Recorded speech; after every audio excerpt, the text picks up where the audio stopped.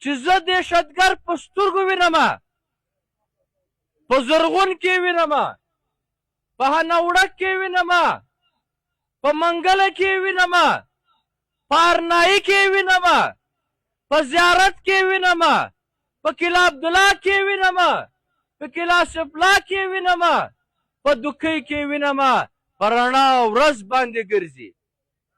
پښتون وایي چې دا څنګه دهشتګرد دی چې زه د ده و چیک پوسټ ته په 10 کیلومتر کې 4 واره خپل تعارف ورته کومه، ځان ورته معرفي کومه.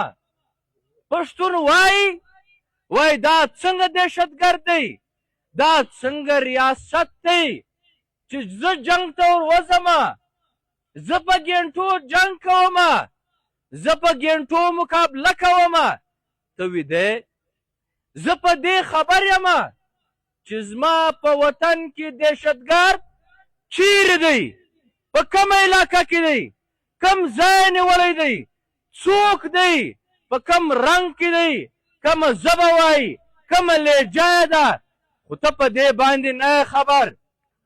عزیزانو، نن دا خبره صفا ده چې دا دهشتګرد چې دوی نوم ورکوي فتنة الهندوستان ورکوي، د هندوستان سرحد بارډر د پنجاب سره لګېدلی دی،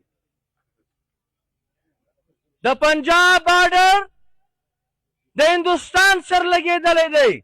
هلته امن امان دی، هلته ترقي ده، هلته چیک پوسټ نسته، هلته FC نسته، هلته فوجونه په سړکونو نه دي ناست، هلته د سکیورټي په معنا باندې به زه دا وایم چې هیڅ قسم سکیورټي نسته. دا دهشتګردي په پنجاب کې نسته.